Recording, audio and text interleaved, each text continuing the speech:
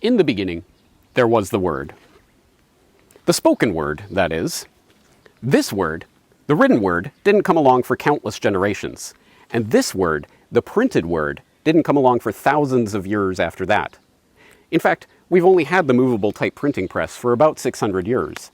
But without it, our world would be unrecognizable. From the Renaissance to the Reformation, from the fall of feudalism to the rise of capitalism, from the scientific revolution to the industrial revolution, from the way we order our thoughts to what we choose to think about, nothing survived the printing revolution intact. Our world is the world that the printing press has created. And that world started with this.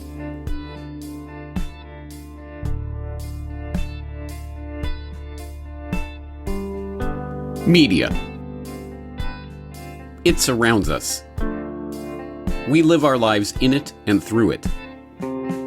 We structure our lives around it. But it wasn't always this way. So how did we get here? And where is the media technology that increasingly governs our lives taking us? This is the story of the Media Matrix.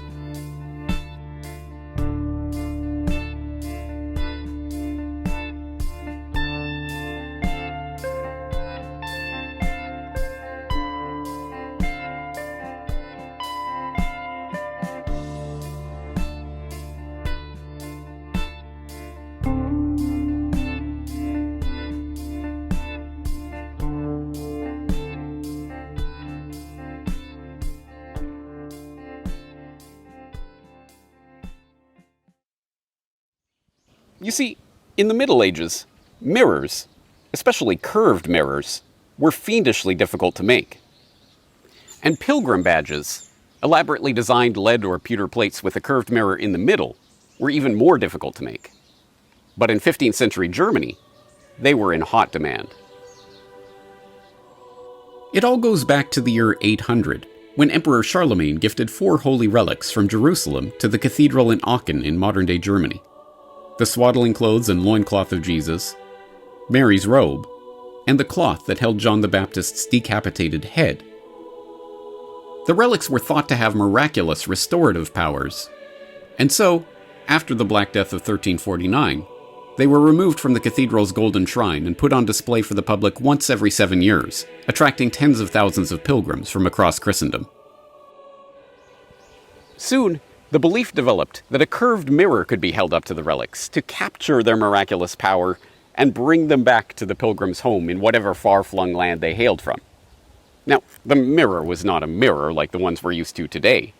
It was a pilgrim badge, and it was one of the few mass-manufactured items of the Middle Ages. They were lucrative products to make. So lucrative, in fact, that the goldsmiths and stamp cutters of Aachen couldn't keep up with the demand. Enter Johannes Gutenberg. Born around the turn of the 15th century to a wealthy family in Mainz in modern-day Germany, Gutenberg, whose father was a companion of the ecclesiastical mint, had a background in goldsmithing, coin-making, and metalwork. Arriving in Strasbourg in 1434, he thought to put his skills to work on a profitable venture, creating badges for the next Aachen pilgrimage in 1439. There was only one problem. He didn't have the capital to make the badges himself. So he entered into a cooperative with 3 business partners, each of whom ponied up a portion of the money required for Gutenberg to start producing the mirrors. But just as the pilgrimage approached, and it looked like the inventor was going to make a tidy profit for himself and his business partners, the Black Death struck again. An outbreak of the plague ravaged the Upper Rhine Valley in 1438, postponing the pilgrimage by a year. Gutenberg had already produced a number of the mirrors, but his capital was running out, and so he set his sights on a new venture. One so audacious, so revolutionary, that he made his partners sign a contract swearing them to secrecy before he would let them in on it. In fact, so secret was this project that the only reason we know anything at all about it is because one of the business partners died and his brother tried to take his place in the cooperative.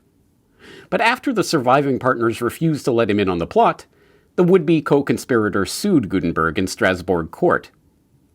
The court documents that survive are themselves cryptic, referring to the adventure and art of the work that Gutenberg and his partners were engaged in, but never specifying what that work was exactly. We know it involved presses fastened with screws and engraved forms supplied by a local goldsmith, that some quantity of metal had been purchased for the venture, that the work was expected to take 5 years, and, above all, that the object of this undertaking be kept a secret.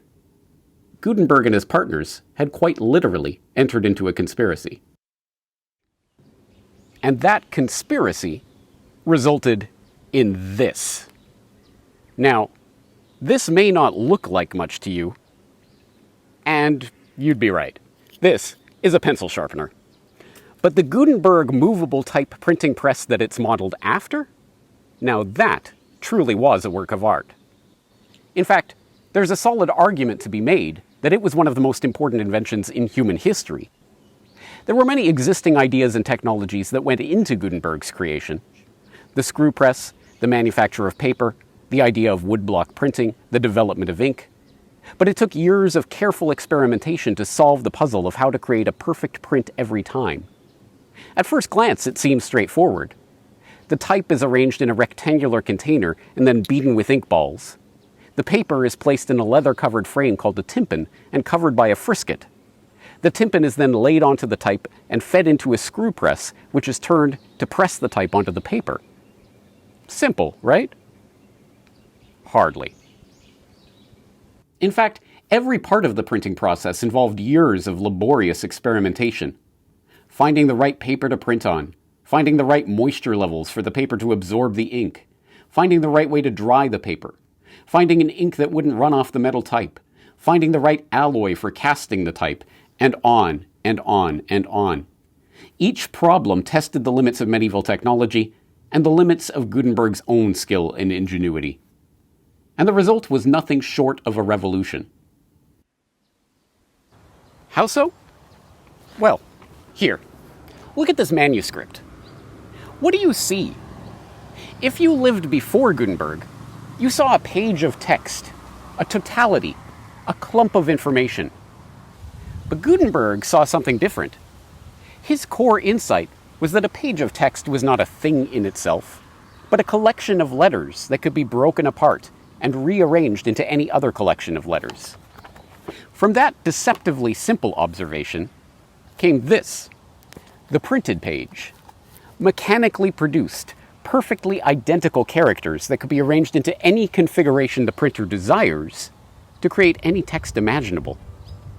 And that insight birthed the modern world. It birthed the era of mass communication. Pre-Gutenberg, there were no books, no pamphlets, no newspapers.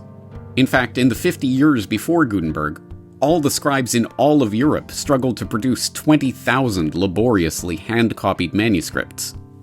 In the 50 years after Gutenberg, the printers that sprung up around the continent churned out 12 million printed books.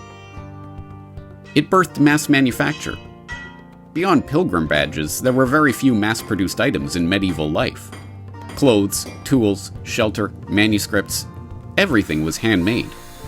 The book accustomed the medieval mind to the idea of identical, mechanically produced objects, and the printing press, with its mechanically perfect type, prefigured the advances of industrial production. It birthed the scientific revolution.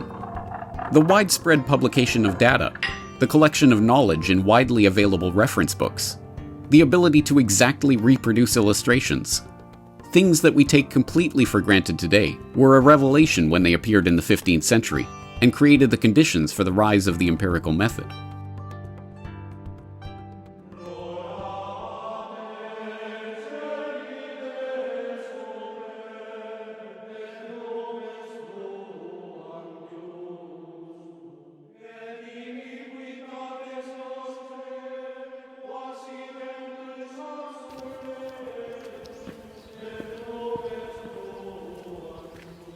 It birthed the Reformation.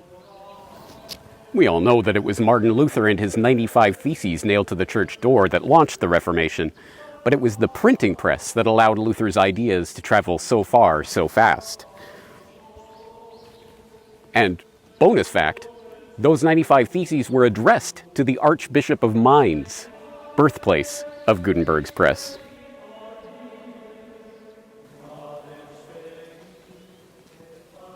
The printing press even birthed the nation-state. How would you describe the impact of the invention of the printing press? Give us some instances of what happened as a consequence of this. It created almost overnight, it created what we call a nationalism, what in effect was a public. The old manuscript forms were not sufficiently powerful instruments of technology to create publics in the sense that print was able to do. Unified, homogeneous reading publics. Everything that we prize in our Western world in matters of individualism and separatism and of unique point of view, private judgment, all those factors are highly favored by the printed word and not really favored by other forms of culture like radio or earlier even by manuscript. But this stepping up of the fragmented, the private, the individual, the private judgment, the point of view, all, in fact, our whole vocabularies underwent huge change with the arrival of such technology. Yes.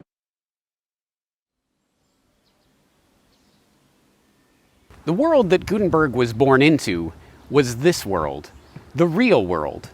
If you learned anything at all about this world, you probably learned it from direct experience, or at least from someone who had that experience.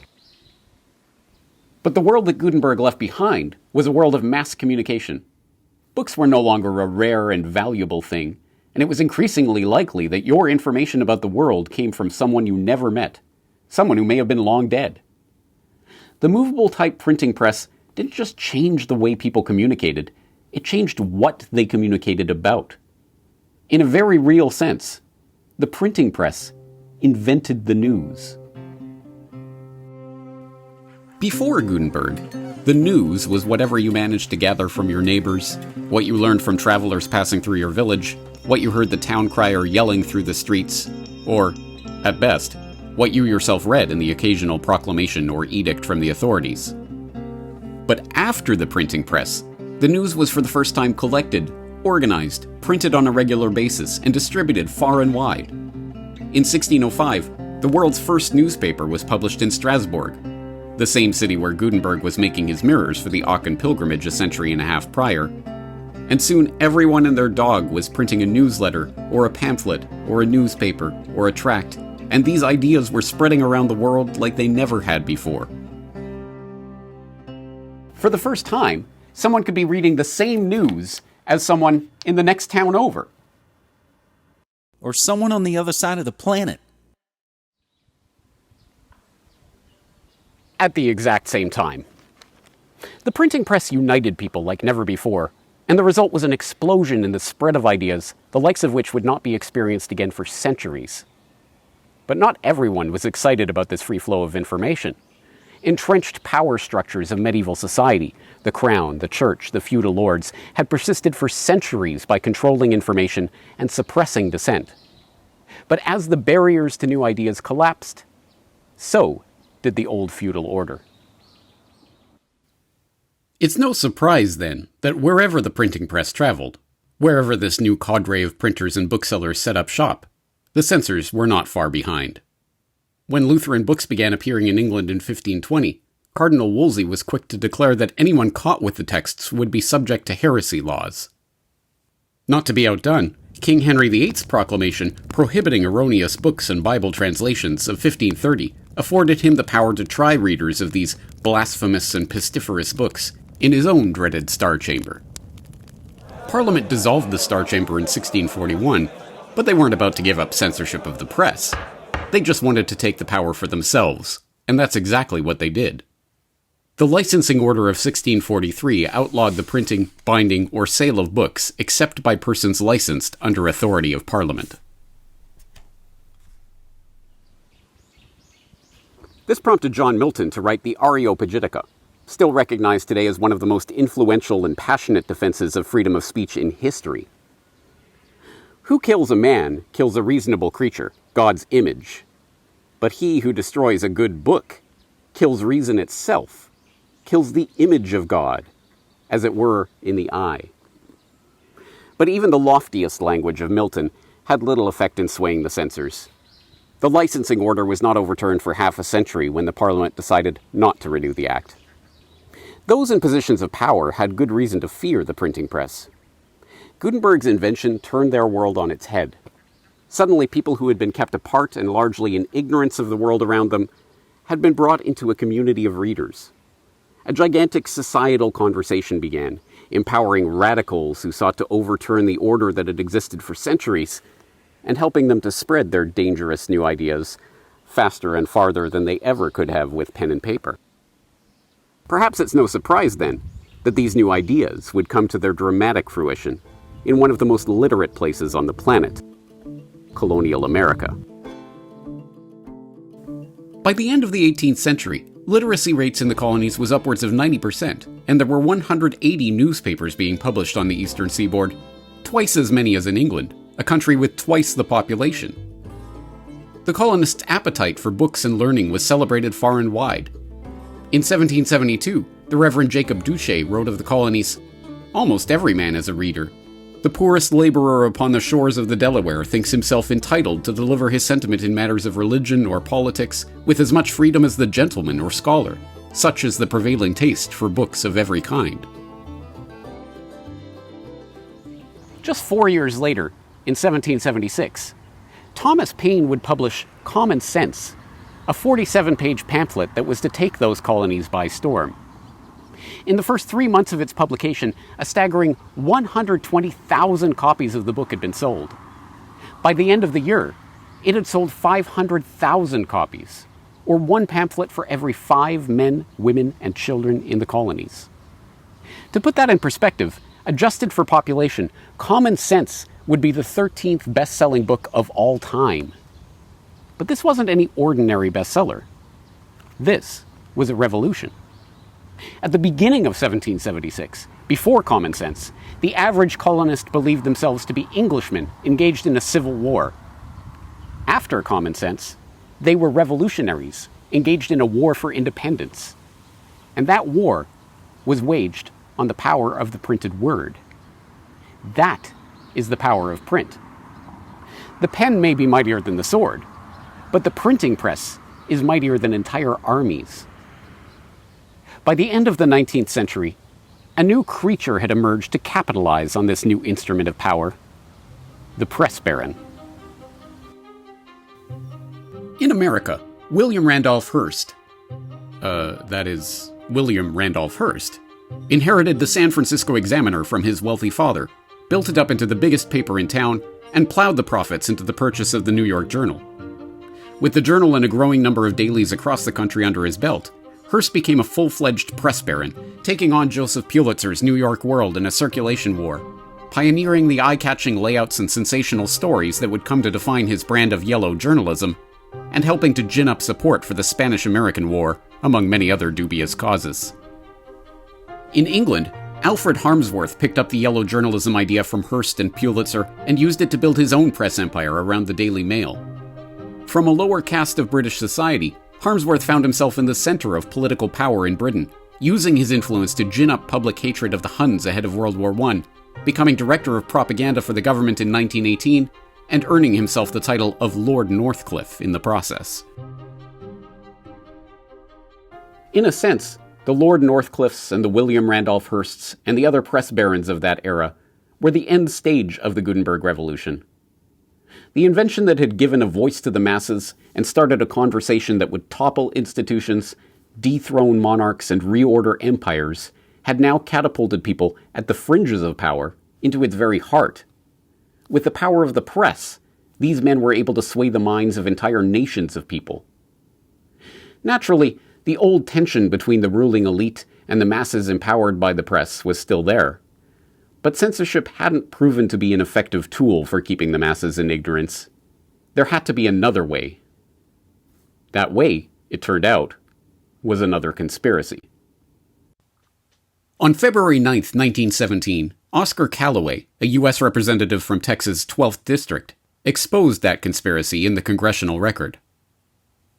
In March 1915, the J.P. Morgan interests, the steel, shipbuilding, and powder interests, and their subsidiary organizations, got together 12 men high up in the newspaper world and employed them to select the most influential newspapers in the United States and sufficient number of them to control generally the policy of the daily press of the United States. They found it was only necessary to purchase the control of 25 of the greatest papers. The 25 papers were agreed upon. Emissaries were sent to purchase the policy, national and international, of these papers. An agreement was reached. The policy of the papers was bought, to be paid for by the month. An editor was furnished for each paper to properly supervise and edit information regarding the questions of preparedness, militarism, financial policies, and other things of national and international nature considered vital to the interests of the purchasers. The news was extraordinary, but it almost didn't get reported at all. Callaway had not been given time to make his charges on the floor of the House. Instead, they were buried in the record. It wasn't until another congressman demanded a full congressional investigation into the charges that the newspapers even bothered to cover the story at all. Perhaps it's no surprise that the Gutenberg conspiracy ended up here, at the Morgan conspiracy.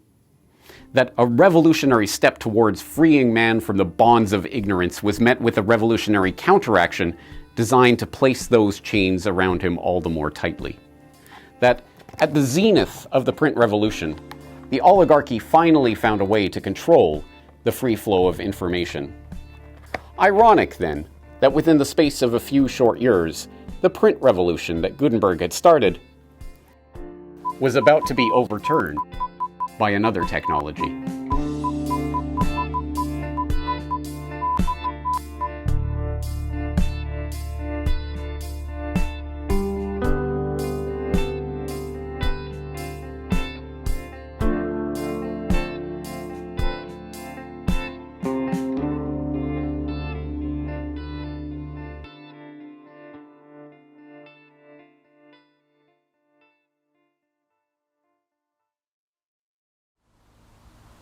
Hello, I'm James Corbett of the Corbett Report, and I'm not here right now. I mean, there, with you.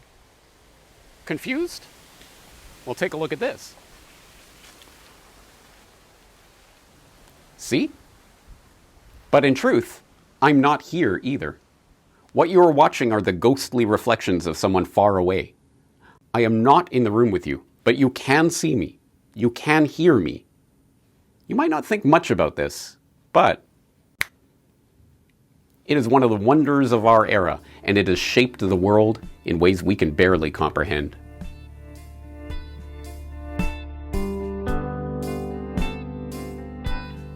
Media. It surrounds us. We live our lives in it and through it. We structure our lives around it. But it wasn't always this way.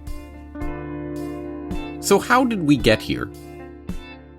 And where is the media technology that increasingly governs our lives taking us?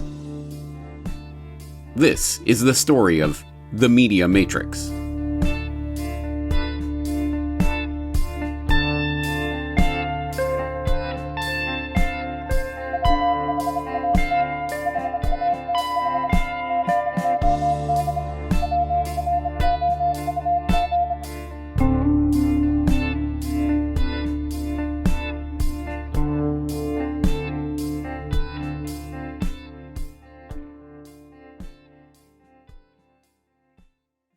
There's a story about the famous Battle of Waterloo in 1815 that is not usually included in the history textbooks. The story is that John Roworth, a trusted employee of Nathan Rothschild, the English heir of the infamous Rothschild banking family, was at the battlefield that day, and when the battle was decided and it was apparent that Napoleon had been defeated, he raced off on horseback, bearing the news across the English Channel. The messenger arrived at his employer's London office a full 24 hours before the official government courier, and Rothschild, always looking for a way to turn a profit, decided to use the news to his advantage. He made a show of selling his shares at the London Stock Exchange, and the public, believing the famed stockbroker had received word that Napoleon had won the battle, began selling as well. The stock market plummeted, and Rothschild secretly bought up the shares at rock-bottom prices. By the time the news finally reached Londoners that Wellington, not Napoleon, was the victor at Waterloo, the coup was complete. Nathan Rothschild was the richest man in the realm. This story, like so many historical adventure yarns, has been much decorated in the retelling. John Roworth was not at Waterloo, for one thing, and there was no great market sell-off in the hours before the official news of the battle reached London. But the central part of the tale is true. Nathan Rothschild did receive early news of Napoleon's defeat, and he did do well by that information, as Roworth admitted in a letter the month after the incident. But whatever this story tells us about the world of finance, it tells us something more fundamental about something far more important: power. Knowledge is power, and as we saw in part 1 of this series, Gutenberg had brought that power to the masses. With the printing press, knowledge could be copied and spread to the far corners of the globe faster and easier and cheaper than it ever had before, but it still had to be carried. On horseback, on foot, by train, by carrier pigeon. Information was still a physical thing, and even the news of Napoleon's defeat at Waterloo had to be physically transported from one place to another. But did it have to be this way? What if information could be communicated directly by electric current and sent across wires or through the air at the speed of light? Enter Samuel Morse. Morse was not a scientist or an experimenter, but a painter. He claimed that the idea for sending messages through electrical wires came to him in a flash of genius on a lengthy ship journey from Europe to America in 1832, and thus that he deserved credit as the sole inventor of the telegraph. In reality, research along these lines had been going on for nearly a century. The idea of sending electrical messages through wires was first proposed in Scott's Magazine in 1753, and it was demonstrated numerous times over the years, most memorably by Francisco Salva, who, in 1795, connected wires to human test subjects, assigned each of them a letter, and instructed them to shout their letter out when they received a shock. Ignorant of this history, Morse had to rely on real scientists and inventors for his important breakthroughs, like Professor Leonard Gale, who helped develop the technique of using relays to help the messages travel further than a few hundred yards, and Alfred Vail, a bright young machinist whose improvements to Morse's crude prototype brought the idea into reality. Many even contend that it was Vail, not Morse, who invented the system of dots and dashes that we know as Morse code. Nonetheless, history is written by the winners, and Morse proved to be the winner. Getting the credit, the glory, and, more to the point, the patent for the telegraph, Morse received a congressional appropriation of $30,000 to build the first telegraph line from Washington to Baltimore in 1844. He sent the first official telegraph message from the U.S. Capitol to Alfred Vail at a railroad station in Baltimore. The message had been selected by Anne Ellsworth, the daughter of the patent commissioner with whom Morse was lodging while he was stationed in Washington. She chose a passage from the Bible, fitting of the momentous occasion. What hath God wrought? The passage from the book of Numbers is one of praise, rejoicing at the wonders that God had wrought for Israel, and ends with an exclamation mark. But the telegraph message didn't contain punctuation, and so the press misreported the phrase with a question mark at the end. What hath God wrought? The medium had already begun to change the message. It's difficult for us to appreciate just how incredible it was for those who first witnessed communication from a distance with a disembodied electric ghost. In fact, it was almost impossible for people to understand this type of communication in anything but spiritual terms. Even the word medium evokes the specter of contact with the spirit world. When the radio was introduced to Saudi Arabia, the country's conservative Islamic clerics declared it the devil hiding in a box and demanded that King Abdulaziz ban the infernal contraption. The king saw the potential use of the radio for the development of the country, but, relying on the clerics for support, he couldn't outright reject their counsel. Instead, the crafty monarch proposed a test. The radio would be brought before him the next day, and he would listen to it himself. If what the cleric said was true, then he would ban the devil's device and behead those responsible for bringing it into the country. The next day, the radio was brought before the king at the appointed time, but the king had secretly arranged with the radio engineers to make sure the Quran was being read at the hour of the test. Sure enough, when he switched it on, passages from the Quran were heard. Can it be that the devil is saying the Quran? He asked. Or is it perhaps true that this is not an evil box. The clerics conceded defeat, and the radio was allowed into Saudi Arabia. We may laugh, but the Saudis were not the first or the last to mistake media technology for devilry. In 1449, Johann Fust, the scion of a wealthy and powerful family in Mainz, lent Gutenberg an enormous sum of money to start producing his famed Bible and confiscated the books from the printer when he couldn't afford to repay the loan. When Fust later appeared on the streets of Paris selling multiple copies of Gutenberg's Bible, the bewildered Parisians, who had never seen printed books before and so couldn't imagine how so many strangely identical copies of a manuscript could be produced so quickly, arrested him for witchcraft. The essence of the mass media, its ability to project the voices of people who aren't there using electronic gadgets and wireless networks, is the essence of magic, bringing to life the scrying mirrors and palantirs of lore. But is this media technology a dark art, or can its powers be used for good?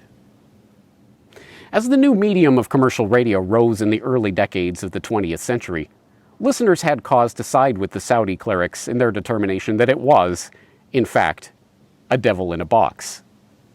Listeners, like those who tuned into a strange news report on the Columbia Broadcasting System on the evening of Sunday, October 30th, 1938.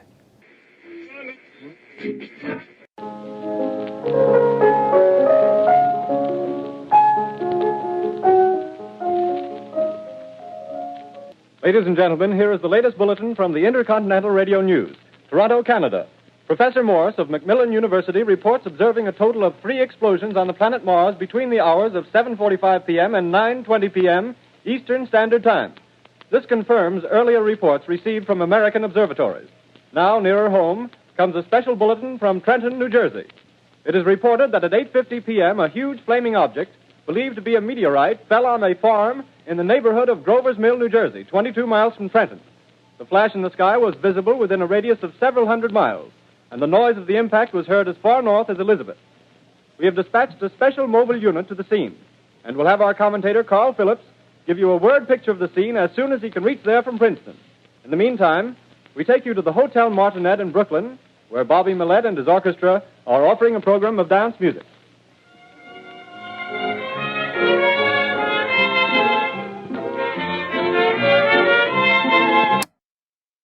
Of course, this wasn't a news broadcast at all.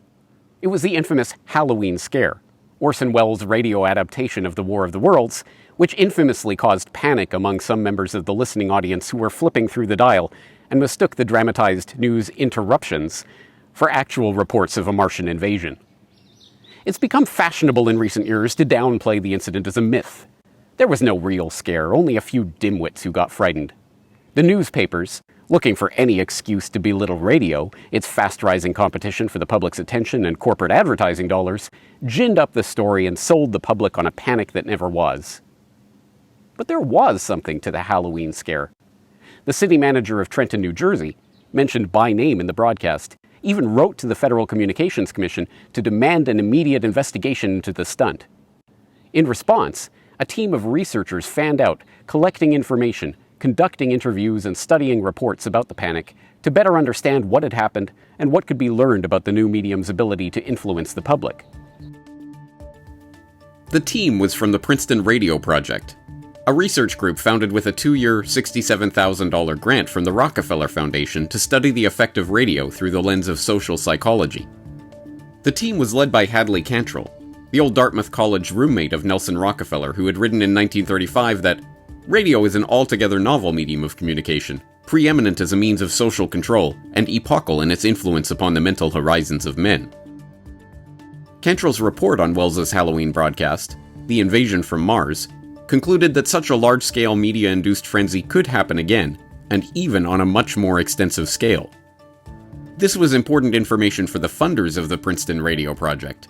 Their next major research project was a study of how radio could be used for spreading war propaganda, an increasingly important subject as the world slipped into the maw of World War II.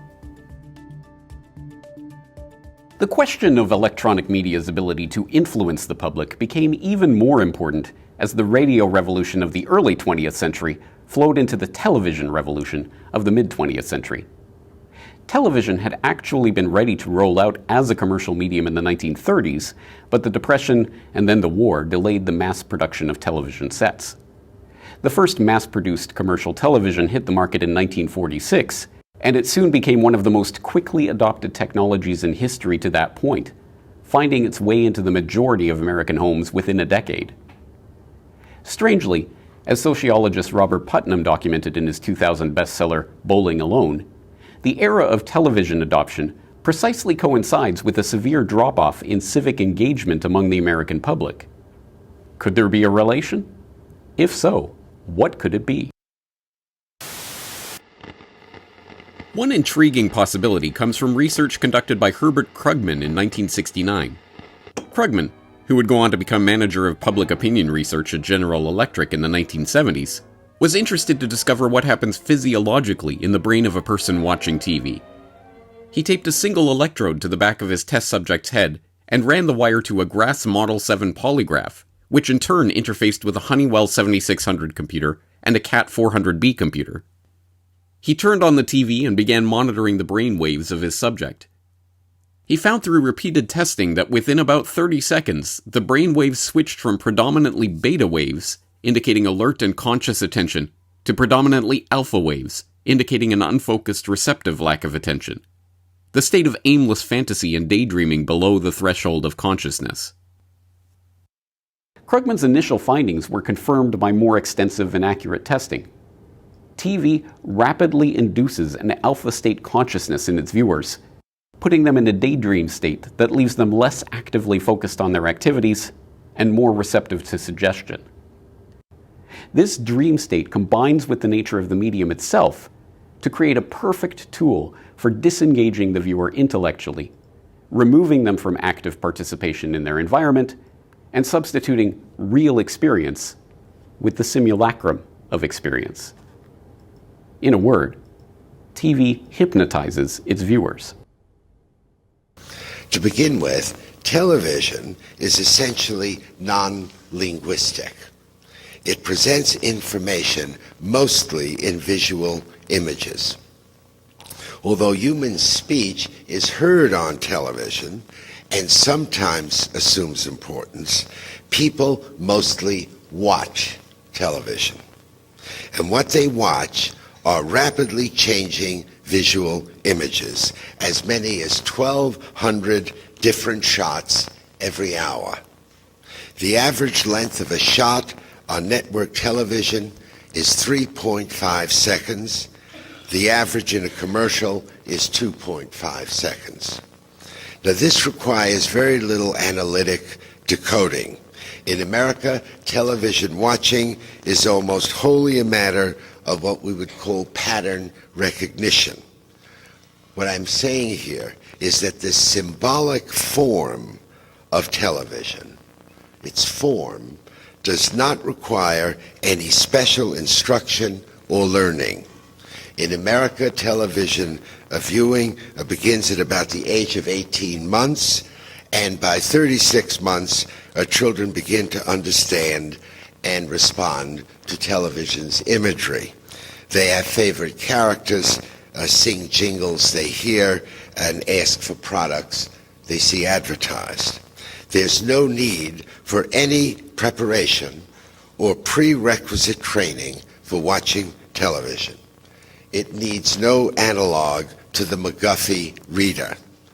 Watching television requires no skills and develops no skills, and that is why there is no such thing as remedial television watching. As we have seen, it was only a matter of years from the advent of commercial radio as a medium of communication until monopolistic financial interests were funding studies to determine how best to use it to mold the public consciousness. And, it seems, the television, with its brainwave-altering, hypnosis-inducing, cognitive impairment abilities, was designed from the very get-go as a weapon of control deployed against the viewing public. But if these media are weapons, if they are being used to direct and shape the public's attention and ultimately their thoughts, it begs some questions. Who is wielding these weapons? And for what purpose? This is no secret conspiracy. The answer is not difficult to find. Time Warner and Disney and Comcast NBC Universal and News Corp and Sony and Universal Music Group and the handful of other companies that have consolidated control over the mediaopoly of the electronic media are the ones wielding the media weapon. Their boards of directors are public information. Their major shareholders are well known. A tight-knit network of wealthy and powerful people control what is broadcast by the corporate media and, by extension, wield the media weapon to shape society in their interest. In part 1 of this series, we noted how technological advancements in the printing press and the development of new business models for the publishing industry had taken Gutenberg's revolutionary technology out of the hands of the public and put it into the hands of the few rich industrialists with the capital to afford their own newspaper or book publisher. The Gutenberg conspiracy had led, seemingly inevitably, to the Morgan conspiracy. But that process didn't end with the electrification of the media. It accelerated. By the end of the 20th century, a handful of media companies controlled the vast majority of what Americans read, saw, and heard. That this situation was used to control what the public thought about important topics is, by now, obvious to all. The sharing of biased and false news has become all too common on social media. More alarming, some media outlets publish things aren't true without checking facts first. Unfortunately, some members of the media use their platforms to push their own personal bias and agenda to control exactly what people think, and this is extremely dangerous to our democracy. At the dawn of the 21st century, this media oligopoly had cemented its control over the public mind. Combined, newspapers, television, movies, and radio had the ability to direct people's thoughts on any given topic, or even what they thought about. The zenith of that era was reached on September 11, 2001, when billions across the globe watched the dramatic events of 9/11 play out on their television screens like a big-budget Hollywood production. But the media was not done evolving. Technologies were already being rolled out that would once again change the public's relationship to the media. Technologies that would once again leave people questioning whether the media was a devil hiding in a box, wondering whether the new media was a tool of empowerment or control, and asking the question, what hath God wrought?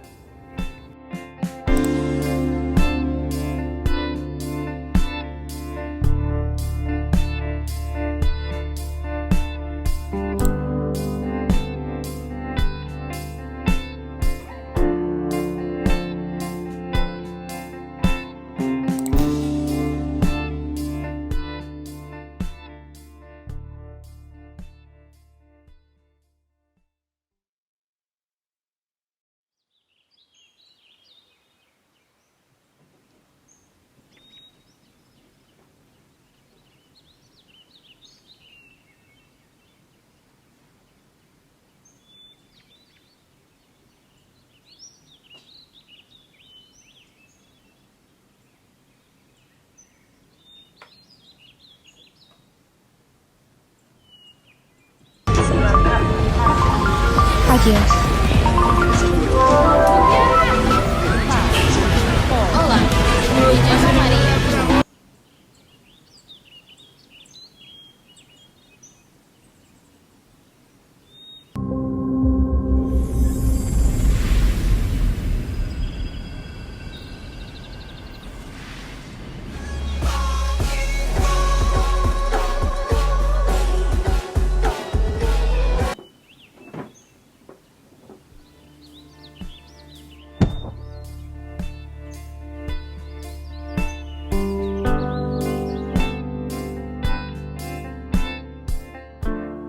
Media. It surrounds us. We live our lives in it and through it. We structure our lives around it. But it wasn't always this way. So how did we get here? And where is the media technology that increasingly governs our lives taking us? This is the story of the Media Matrix.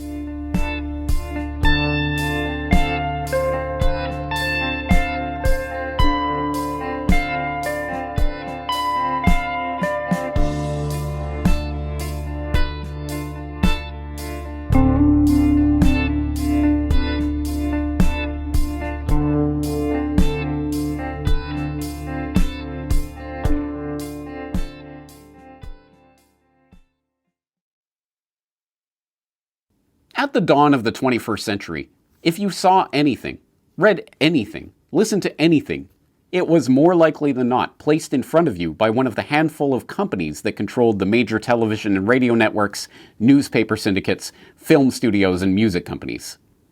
These companies didn't control what people thought. It was more subtle than that. These companies controlled what people thought about. We all knew the daily news from the newspapers.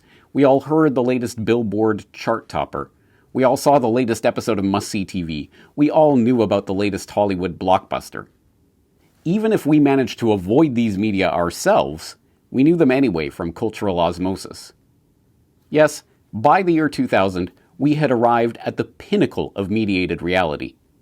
The media oligopoly's control of society was complete, and nothing could ever come along to change it.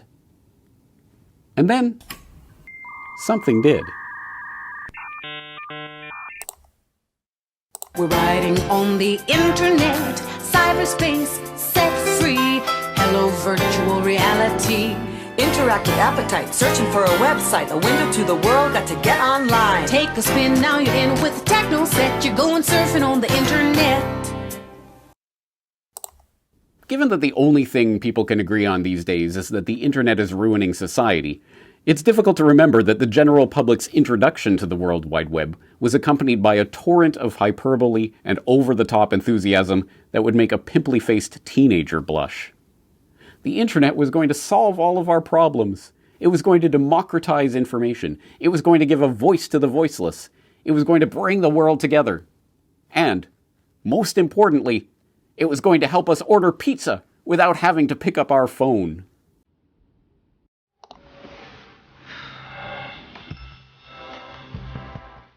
Hello.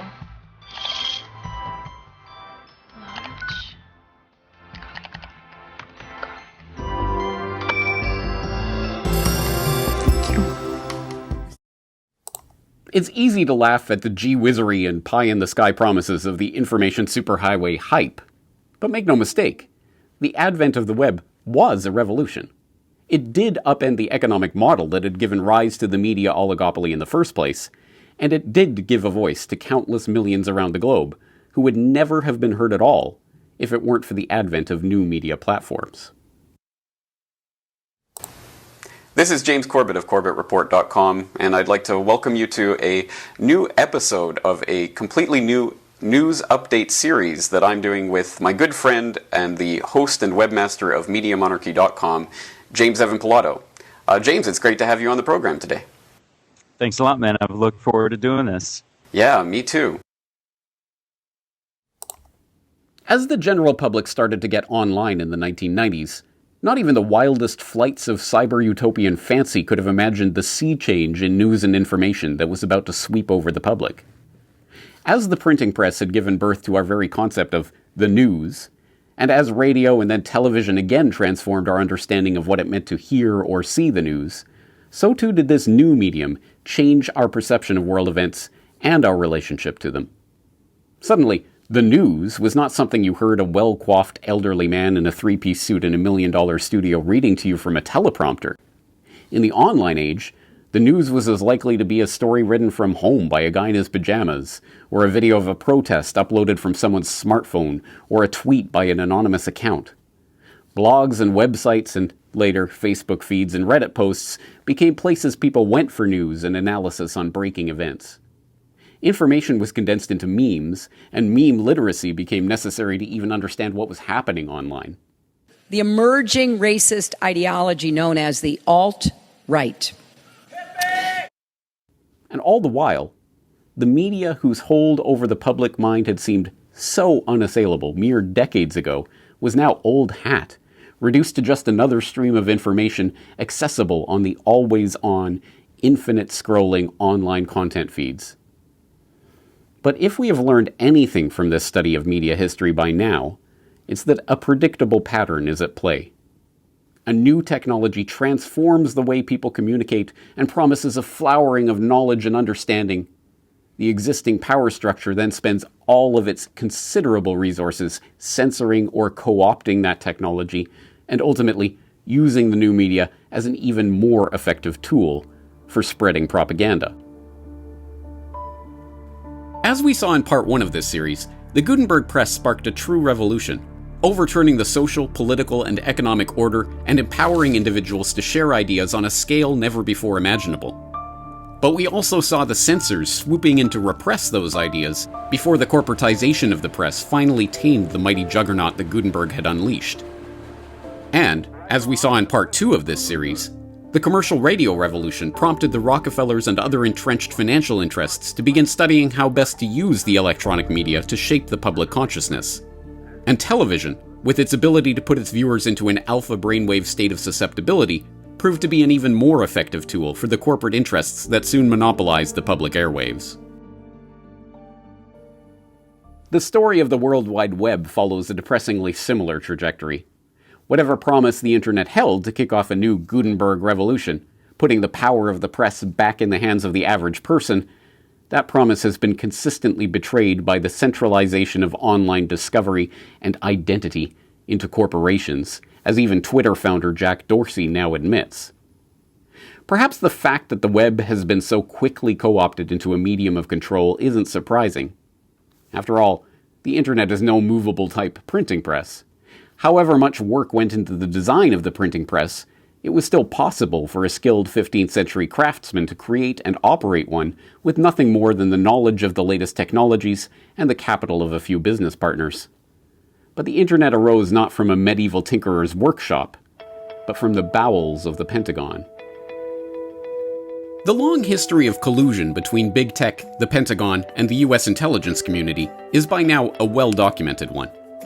The story leads from Silicon Valley, home of big tech and the site of much of the research that helped birth the personal computer revolution and the internet, through Pentagon research grants and In-Q-Tel investments, to the development of the ARPANET, the birth of the internet, and, eventually, the rise of Google and Facebook and the World Wide Web as we know it today.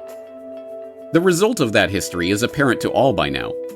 A medium that should be the most participatory medium ever invented has become a web to trap its audience in an infinite scroll of social media distraction, one designed specifically to keep its users seeking the scientifically scheduled hit of their next dopamine reward.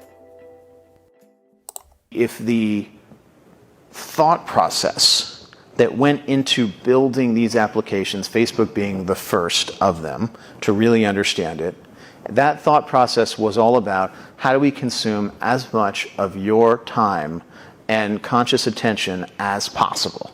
And that means that we need to sort of give you a little dopamine hit every once in a while because someone liked or commented on a photo or a post or whatever.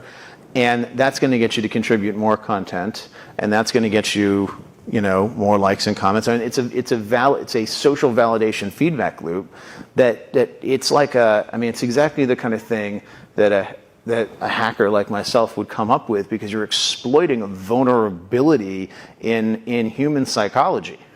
And I think that the inventors, creators, and it's me, it's Mark, it's the Kevin Systrom at Instagram, it's all of these people, understood this consciously, and we did it anyway. The results of big tech's media experiment are now in. The would-be social engineers were successful beyond their wildest expectation. The zombie apocalypse has already happened. In its wake lay the increasingly mechanistic automatons of the social media revolution, eschewing the dull world of human interaction for the cyber world of likes, shares, and dopamine rewards. The smartphone has become the digital god of the zombie hordes, demanding we bow down in prayer at every free moment. Perhaps most frightening of all is the astonishing speed with which this revolution is taking place. As transformative as Gutenberg's press was, It took decades for the technology to propagate out across Europe, and it took centuries for the effects of that technological upheaval to play itself out in the body politic. The electronic media revolution took the better part of a century of development from its earliest iteration, the telegraph, to its introduction to the average person's living room in the form of radio sets, and, later, televisions. But the online media revolution has happened with astonishing speed. In the span of 1 decade, smartphones went from curious novelties to ubiquitous items, and they are now on the cusp of being made mandatory for participation in everyday life. This incredible change is already manifesting in a world of profound and rapid dislocations in every facet of our lives: political, economic, and social. So where is this revolution taking us? Can we learn to navigate this new world of nearly constant mediated experience? Should we? To answer that, we need to look at the nature of media itself. Media, from the earliest smoke signals and scratches in clay tablets, to the printed page, to the recorded images and sounds of the modern era, has always existed as a means for extending our bodies in space and time. The written word is an extension of our mind out into the world, allowing people in far distant places and far off times to read our innermost thoughts. The phonograph was an extension of our voice. The filmed image, an extension of our bodies themselves, permitting them a type of 2D immortality. But somewhere along the way, the balance between the media world and the real world that it represents began to shift. We went from this world to this world, where most of what we see, most of what we hear, most of what we think we know about the world comes not from the people and places that populate our direct lived experience, but from mere representations. We have our friends, of course, but we also have friends. We have neighbors, but we also have neighbors. We have something better than real life. We have reality TV. We have entered the world of the simulacrum. La fin, finalement, aussi du réel. Et puis, mais dans la définition moi, que j'ai du réel, au sens où j'ai dit, c'est-à-dire faire advenir un monde réel, c'est déjà le produire, c'est déjà quelque chose comme un simulacre. Pour moi, le réel n'a jamais été qu'une forme de simulation. Le principe de réalité c'est la première phase, si on veut, du principe de simulation, quoi. Mon postulat serait, il n'y a pas de réel. Le réel n'existe pas. On peut objectivement le cadrer, faire qu'il existe un effet de réel, un effet de vérité, un effet d'objectivité, etc. Mais moi, je n'y crois pas au réel. At a certain point, the boundaries between the real world and the world of media begin to blur. Is television reflecting the types of people we are, or are we emulating the characters we see on TV? Are the sad songs we listen to the product of broken-hearted people, or the cause? But if nothing is less real than reality TV, what is the reality that TV is attempting to portray? Does it even exist anymore? This is no idle question. As pervasive as the online media has become, as important as our participation in that mediated world has become for our daily lives, a new medium has already appeared: the metaverse. Introduced to the public consciousness by the likes of Mark Zuckerberg, the metaverse represents the apotheosis of the media revolution. Soon, the internet will not exist as a cyberspace that we access through our clunky smartphone gadget. Instead, it will be a fully realized, immersive 3D virtual world that we can literally step into. No matter our reluctance to enter this virtual world, we will soon all of us have the opportunity to enter the metaverse for ourselves, whether by putting on the glasses and adding an augmented reality layer to the world as we know it, or by strapping on the goggles and entering the cyber domain completely. And after we do so, we may find the idea of living our lives in bare, unmediated reality will be as quaint, as unthinkable, as living in a world of smoke signals and clay tablets.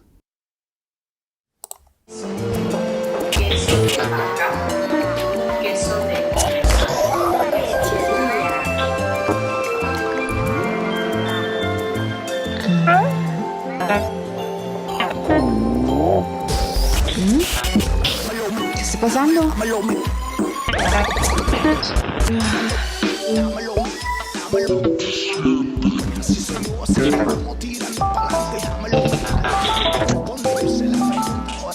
Buen día, Emilio. ¿Qué puedo hacer por usted? ¿Qué está pasando? Mis puntos están bien. No se preocupe. Sus puntos están seguros conmigo. ¿Le puedo ayudar en algo más, Emilio? Yo no soy Emilio. Yo soy Juliana Restrepo. Por favor, espero. Hola, Juliana Restrepo. Me alegra verte. ¿Qué puedo hacer por ti? Mis puntos están bien. ¿Qué está pasando? Tranquila, todo está bien. Parece que alguien está intentando vulnerar su cuenta. Por favor, espere mientras reinicio su dispositivo.